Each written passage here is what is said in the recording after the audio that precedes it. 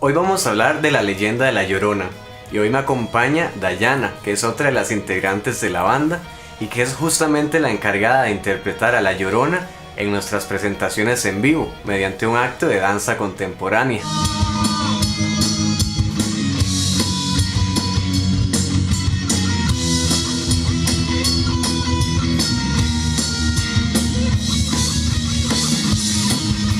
La Llorona quizás es la leyenda más icónica de todo Latinoamérica, ya que es la única que cuenta con su propia versión en casi todos los países latinos. Todas las versiones coinciden en el núcleo de la leyenda, es decir, una mujer que llora por la pérdida de su hijo o sus hijos. La diferencia se encuentra en la razón y el contexto por el cual perdió a sus hijos. Y ahora, entre todas las versiones, ¿cuál es el relato original? Bueno, antes de contarles eso, vamos a hacer un pequeño repaso por las diferentes versiones de algunos de los países de Latinoamérica. Vaga por los ríos la verdad, no sé. Buscaba a su hijo a quien una vez a un río a él arrojó y cayó su maldición. Y llora sin perdón.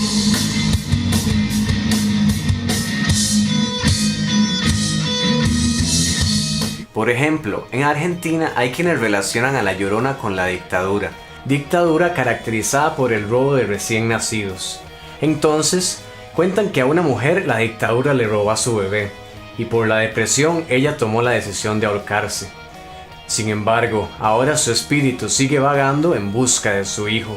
En Uruguay la leyenda está vinculada con el Parque Rivera. Una de sus versiones cuenta de una chica que era madre soltera y estaba a punto de casarse.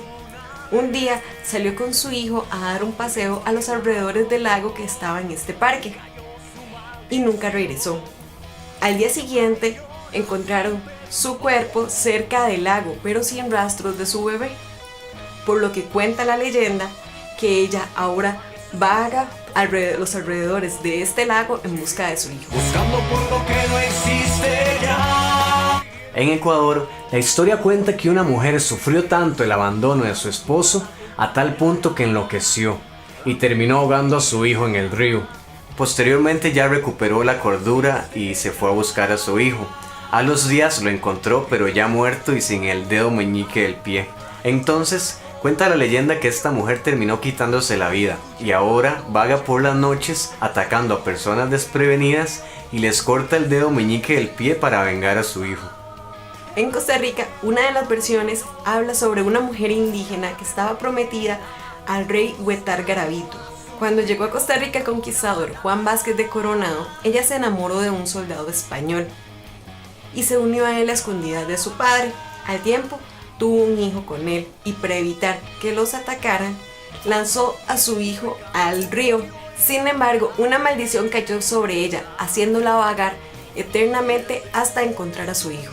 Sin embargo, hay en Costa Rica otra versión relacionada con la mitología de un grupo indígena, los Bribri.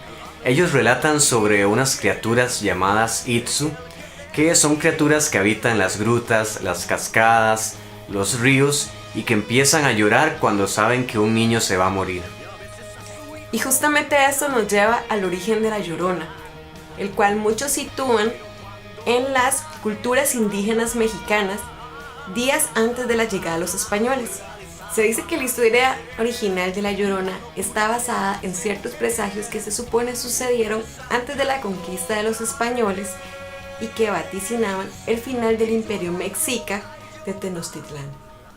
Como recordatorio histórico, Tenochtitlán, principal ciudad del Imperio Mexica, cayó un 13 de agosto de 1521. Fue el conquistador español Hernán Cortés quien logró doblegar a los mexicas liderados por el Tlatoani Cuauhtémoc.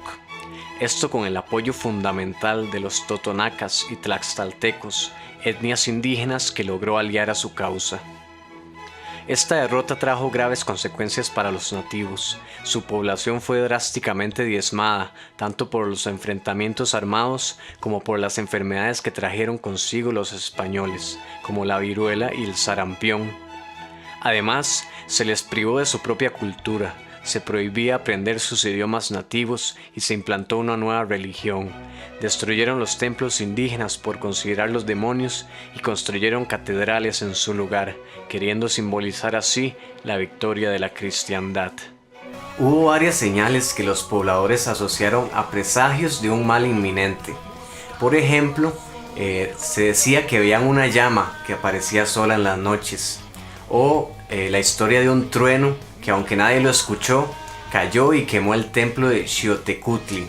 Y otro de estos presagios era el de una mujer que recorría las calles con lamentos de desesperanza. Algunas veces se le escuchaba decir: hijitos míos, vamos, tenemos que irnos lejos.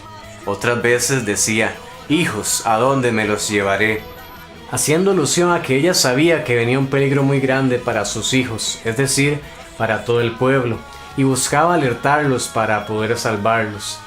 Sin embargo, su esfuerzo fue inútil, ya que posteriormente el presagio se hizo realidad y la llegada de los españoles trajo una infinidad de males para estas culturas nativas. Este relato pasó luego a los frailes y de ahí trascendió a la época colonial y fue esparciéndose por todos los territorios ocupados por españoles y fue evolucionando en las diferentes versiones que hemos comentado. Incluso en nuestra agrupación ABAC tenemos nuestra propia versión que explica por qué La Llorona se aparece en nuestros conciertos. Se dice que La Llorona se aparecerá ya en cualquier lugar donde mencionen su nombre, creyendo que es su hijo quien la llama. Al ver que no está ahí su hijo se enojará y querrá llevarse a alguien más en su lugar. Pero cuenta también la leyenda que si las personas lloran junto a ella, las perdonará. Así que si alguna vez están en un concierto de ABAC y ven llegar a La Llorona, simplemente recuerden cantar bien fuerte su llanto y nada pasará. Y llora,